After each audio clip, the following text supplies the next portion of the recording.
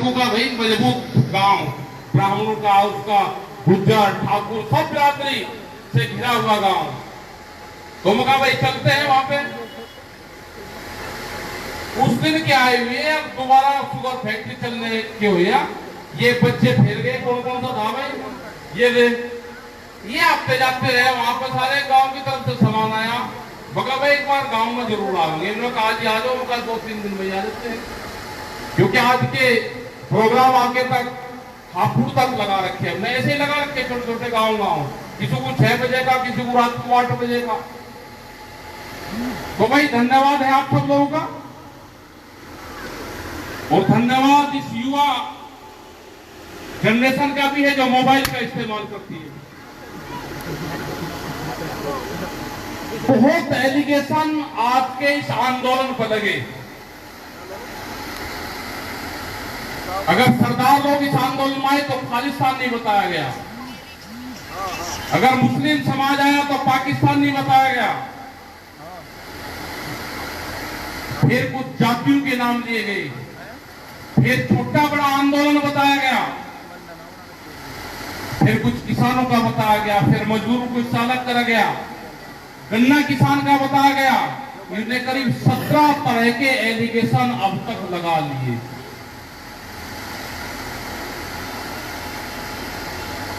हमने कहा कि जब तक आप कानून वापसी नहीं लोगे, हम अंतिम दम तक हम इस आंदोलन को छोड़कर जाने वाले नहीं हैं। अब वो 1000 लोगों से गालियां दिलवाते हैं, अपने फोन पूरे सोशल मीडिया पे डाल के और पूरे देश में रिप्लाई भेजते हैं उसको, इनको गालियां दो, इनको कहो। अब हम भी पक्के कि आप जो भी कहोगे हम सुनेंगे आपकी बात, लेकिन जब तक कानून वापसी नहीं लोगे हम आपको छोड़ के जाने वाले यहां से नहीं है। दिल्ली के दरवाजे आपने बंद किए हैं, या तो शांतिपूर्ण तरीके से 10 महीने हो गए, दिल्ली के दरवाजे खोल के बातचीत की शुरुआत कर लो, नहीं तो दिल्ली के दरवाजे तोड़ने भी जानते हैं। ये नहीं कहना कि दिल्ली में वे 4 लाख ट्रैक्टर आनकर हमारी दिल्ली को खराब करा है ना। वे 4 लाख ट्रैक्टर 26 जनवरी में वे थे जिन्होंने, भारत सरकार ने जिन ट्रैक्टरों को बंद कर दिया। 10 साल पुराना ट्रैक्टर यहाँ पे चल नहीं सकता। कानून देख रहा क्या क्या है। अब आप जो ट्रैक्टर चला रहे हो, अगर वो 10 साल पुराना पंपिंग सेट ट्रैक्टर डीजल से चलने वाला कोई भी वाहन होगा, वो नहीं चल सकता, वो इलीगल है।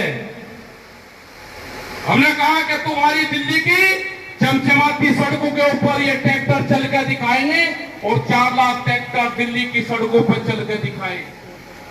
साजिश रची, लाल किले के ऊपर लेकर गए उनके दिल्ली पुलिस के अधिकारी। हमारे गांव का लोग जो सीधा भाला लोग हैं, वो मेरठ के रास्ते नहीं जानता, वो सादरे के रास्ते नहीं जानता, उसको दिल्ली के रास्तों का पता है। दिल्ली के लाल किले के रास्ते खोलने गए और जो रास्ते दिए गए थे वे रास्ते बंद करे गए। हमारे लोगों को षड्यंत्र के तहत किसानों को लाल किले के ऊपर लेकर गए। लाल किले ने कोई कानून बनाए? अरे जाना था इस किसान को तो पार्लियामेंट में जाते हम। तुम्हारी हिम्मत थी कि पार्लियामेंट से जाने से रोक सकते हैं आप। लेकिन लाल किले पे तिरंगे झंडा, उसमें एक साजिश तहत फंसाने की कोशिश करी गई। 5 लाख तिरंगे झंडे लेके किसान दिल्ली की सड़कों पे था। दिल्ली की जनता ने फूल से वर्षा करी, लेकिन सरकार ने फंसाने की साजिश करी। एक लोहे का खाली पाइप वहां पर लगा हुआ था, जो झंडा है उसके पिछली तरफ वो पाइप होता है। किसी ने एक धार्मिक ध्वज वहां पर लगा दिया। एक साजिश रची गई इस किसान बिरादरी के खिलाफ। कि झंडे का अपमान किया है। हम नहीं झंडे का अपमान करता कोई, किसी की हिम्मत है कि जो नेशनल फ्लैग है कोई तिरंगे का अपमान कर दे। हमारे बच्चों की लाशें तिरंगों में लिपट के बॉर्डरों से आती है। हमारा एक भी जवान वहां से वापसी पीछे नहीं हटता जब लड़ाई होती है, वो कुर्बानियां देता है वहां पे। हम तिरंगे किसान हम समझते हैं, ये बीजेपी वाले उस किसान नहीं समझते। इन्होंने जबलपुर हाईकोर्ट, जयपुर के हाईकोर्ट के ऊपर अपना भगवा झंडा फहराया 15 अगस्त को। ये कौन से तिरंगे की बात करते हैं? अभी आपने देखा होगा एक गवर्नर की डेथ हुई, तिरंगा झंडा नीचे था और अब पार्टी का झंडा उससे ऊपर था। तो तिरंगे झंडे की कदर हम जानते हैं, ये नहीं जानते हैं। उन्होंने कभी भी अपने संघ के ऑफिस में, जो नागपुर में इनका ऑफिस है, 1995 से पहले कभी वहां पर राष्ट्रीय ध्वज नहीं फहराया, अब फहराना शुरू करा है। तो तिरंगे झंडे की होगी इंसानियत क्या है, उसकी गरिमा क्या है, वो हम किसान जानते हैं, गांव के लोग जानते हैं। ये फंसाने की कोशिश करते हैं हर जगह। अगर ये सरकार किसी पार्टी की होती तो वो बात करती। ये सरकार है मोदी सरकार, और मोदी सरकार को चलाती है बड़ी बड़ी कंपनियां। इन्होंने देश के पार्लियामेंट को धोखा दिया, पार्लियामेंट में कानून बाद लाए और व्यापारी के गोदाम पहले बने देश में। उन कानूनों को मान्यता देना चाहते हैं आज। क्या बड़े उद्योगपति को यह पता था कि मैं गोदाम बनाऊंगा, मेरे पक्ष में कानून आएगा? लेकिन ये पता था उनको कि पार्लियामेंट में मैं जो चाहूंगा वो कानून बनेगा। कानून बनेगा जो पहले हमारा व्यापारी था गांव देहात में, वो 100, 150, 200 क्विंटल अनाज इकट्ठा कर सकता था। आज छूट दे दी है कि किसी पे 10 लाख मैट्रिक टन, लाखों क्विंटल अनाज, लाखों करोड़ों क्विंटल अनाज, वो जिसमें पैसा है वो खरीद के अपने गोदाम में रख सकता है। आज तेल की कीमतें बढ़ी, किसान के सरसों का भाव नहीं बढ़ा, सरसों तो किसान ने सस्ते में बेची। आज सरकार ने कहा कि तेल का स्टॉक नहीं कर सकते कंपनी वाले। यही तो हम किसानों ने कहा कि जो स्टॉक लिमिट है ये खत्म करो, ये कानून खराब है। इन्होंने दालों के ऊपर कहा कि दालों की कीमत बढ़ी, स्टॉक लिमिट नहीं होगी। सेब के अंदर क्या हुआ हिमाचल में? अडानी ने आज से जो 10 साल पहला रेट था वही रेट आज वहां के किसानों को दिया जा रहा है। 80,000 सेब की पट्टी अभी पिछले 15 दिन में हमने मार्केट में निकाल ली, जो उनके गोदाम में रखी हुई थी। मार्केट को डाउन करा, किसान की फसलों के रेट सस्ते करे। इनका एजेंडा है कि 2 महीने जब किसान की फसल आएगी 2 महीने सस्ता भाव रहेगा और 10 महीने महंगे भाव पे बेचेंगे। ये कंपनी राज है, देश में राज करना चाहते हैं। आप लोगों को समझना होगा सब। अब ये चुनाव लड़ने 5 साल के बाद में इनका एक त्योहार आता है पॉलिटिकल आदमी का, ये आपके बीच में गांव में आएंगे, ये जाति धर्म की बात करेंगे, ये फिर दोबारा उसी दंगे की उसकी बात करेंगे। इनके हर शब्द में चाल है, इनसे बच के रहना। ये बेरूपिया है, ये कभी तिरछी टोपी उठेंगे, कभी सीधी उठेंगे। बीजेपी का चाचा जान आ चुका है उत्तर प्रदेश में, ओवैसी नाम का इनका चाचा जान है, बीजेपी का चाचा जान, और आ चुका है उत्तर प्रदेश में। उसका सहारा लेंगे, उसको फुल आशीर्वाद है। वो गाली देगा, ये कोई मुकदमा दर्ज नहीं करेंगे, वो कुछ भी कहेगा। इनका चाचा जान है, भुला करे, बहुत मन्नत के बात में आ चुका है वो यहाँ पे, वो बर्बाद करेगा इस किसानों को यहाँ से। ये सब ए और बी टीम है, इनकी चाल समझने की जरूरत है आपको। और आपने देख भी लिया होगा, ये षड्यंत्र रचेंगे, ये चुनाव के टाइम पे भी षड्यंत्र रचेंगे। आपने जिला पंचायत में देखा, अगर बागपत के लोग मजबूत ना होते तो कोई जीत सकता था? क्रांतिकारी लोग थे बागपत के।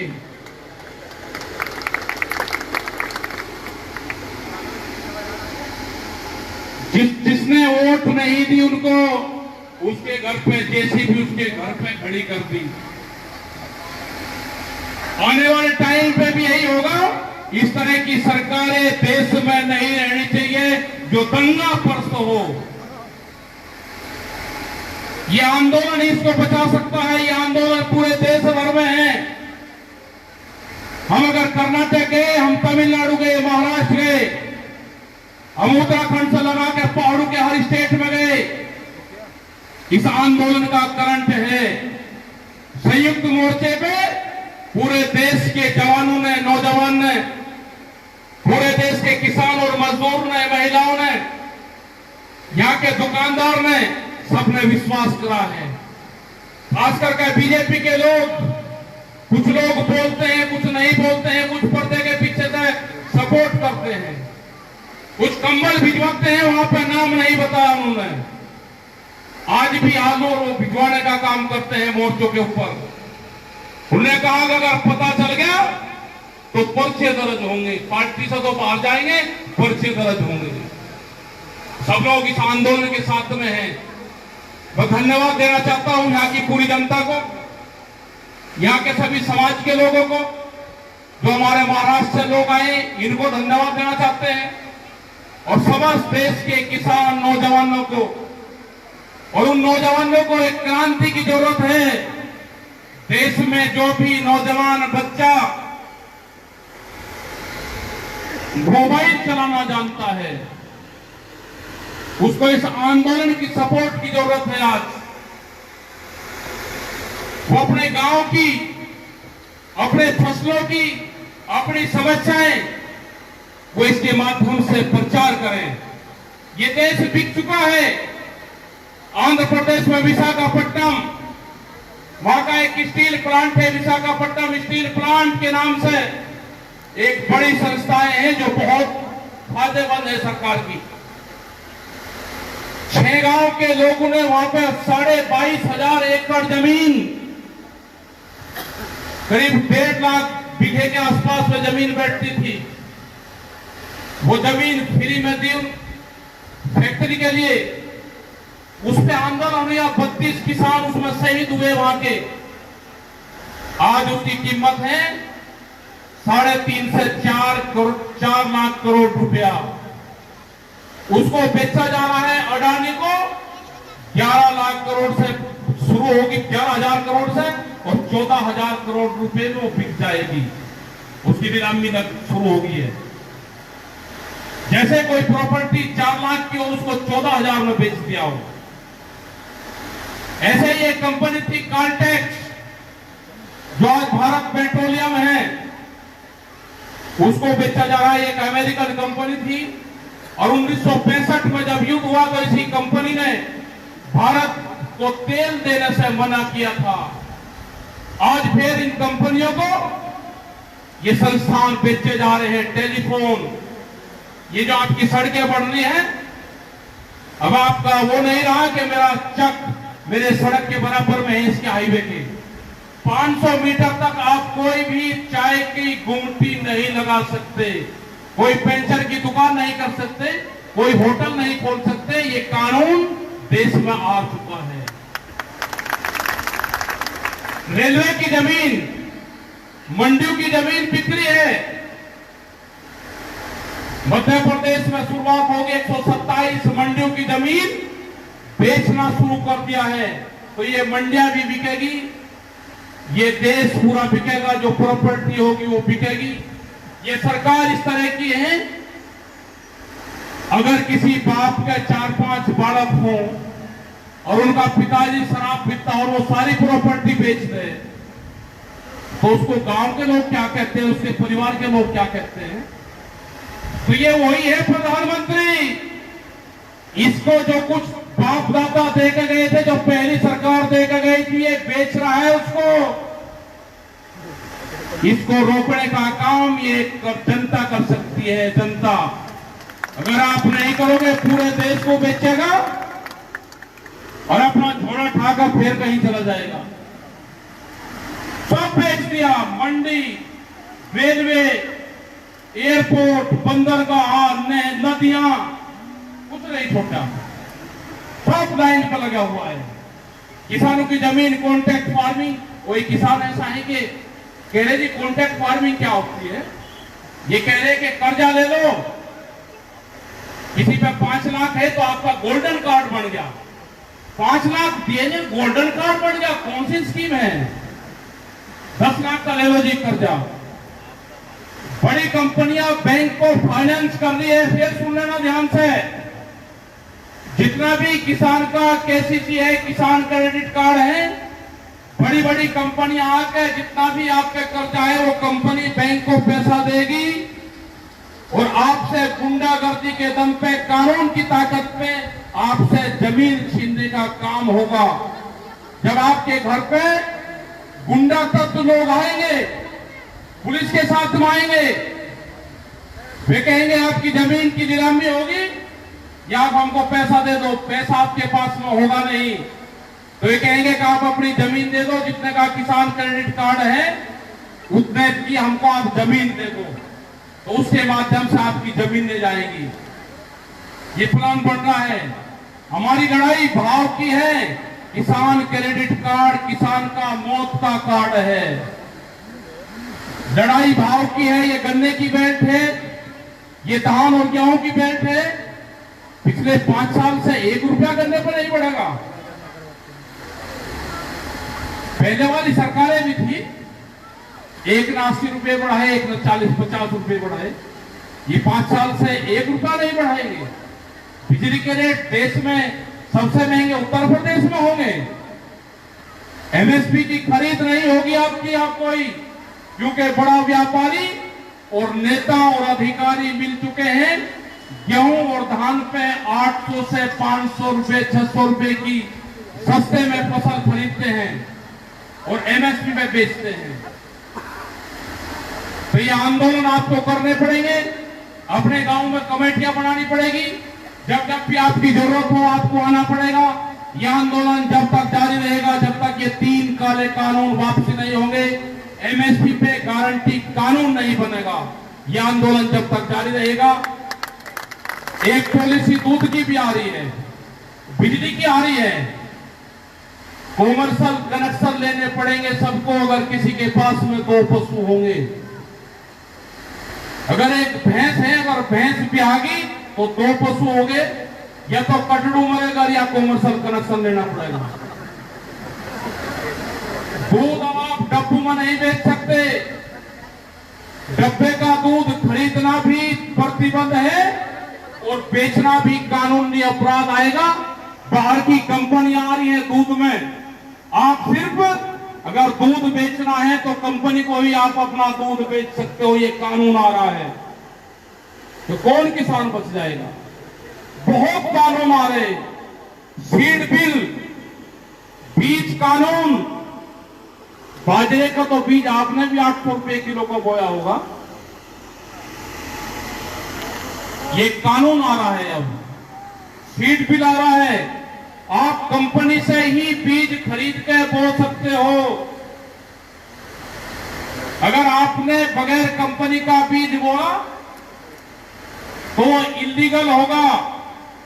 कोई भी कंपनी उस पर क्लेम करेगी, सीड की पुलिस बनेगी, बीज के थाने खुलेंगे, आपके खिलाफ मुकदमे दर्ज होंगे और उसमें सजा और जुर्माना दोनों हैं। क्या आप सोच सकते थे कि बिजली के भी थाने खुलेंगे? क्या आपने सोचा था कि महिलाओं के थाने खुलेंगे? तो अगर नहीं सोचा था तो बीज के थाने खुलेंगे। अब बीज पुलिस बनेगी। तो ये खेती छुपाने का ये प्रोपगंडा चल रहा है। इसको एक ही बचा सकता है देश का नौजवान। देश में युवा क्रांति की जरूरत है। युवा क्रांति देश में होगी। अगर देश को बचाना है, फसल और नस्लें बचानी है तो क्रांति होगी, क्रांति। ये दिल्ली फिर का कान खोल कर सुन ले, ये 4 लाख ट्रैक्टर भी यही है और वो 25 लाख आदमी जो आया था दिल्ली में वो भी यही है। ये बहुत प्रोपगंडा बनेंगे आपके बीच में, गांव में आएंगे, इनसे बच के रहना। ये बरूपिया है, सावधान रहना इनसे। ये अब आएंगे, इसके बाद में कभी नहीं आएंगे। ये देश को बेचने का काम करेंगे, इनको देश से बाहर जाना होगा। धन्यवाद, जय हिंद, जय भारत। और हम भारत माता के नारे लगाते हैं तो भूमिया माता के भी नारे लगेंगे देश में। भूमि के नारे लगेंगे। भूमिया क्या होती थी, भारत माता क्या है? भारत माता ये है कि जब भारत बसा तो उसको सब पूरी जमीन को भारत माता का नाम दिया गया। हम भूमिया माता का नारा लगाते हैं कि भूमिया क्या है कि जिस गांव में जब गांव बसता था तो भूमि पूजन करते थे हम तो उसके नारे लगाते थे, आज भी लगाते हैं, आज भी भूमि पूजन करते हैं। कोई शादी ब्याह फंक्शन होता है तो भूमि पूजन, अपने गांव की भूमिया पूज कर काम करते हो। तो इस आंदोलन में भी आप जाओ तो भूमि पूजन करके जरूर जाना चाहिए, अपने गांव के स्थान को पूजें। और देश की मिट्टी से लगाव होगा तो महाराष्ट्र का जैसे नारा था, यहाँ की मिट्टी यहाँ का पानी, ये इस तरह के नारे सब जगह लगते रहेंगे हमारे। हम जहां पर रहते हैं तो पूरे देश की मिट्टी हमारी है, चाहे कर्नाटक की हो, चाहे गुवाहाटी की हो। आप बर्बादी के कगार पर जाने वाले हो, आप संघर्षशील आदमी हो तो कुछ टाइम तक रुक सकते हो, नहीं तो जैसे अडानी ने ये सेब का किसान बर्बाद करा, हिमाचल का, आसाम के चाय के किसान बर्बाद करे, तो ऐसे ही आप लोग भी बर्बादी के कगार पे हो। आप संघर्ष करो। जय हिंद, जय भारत। धन्यवाद।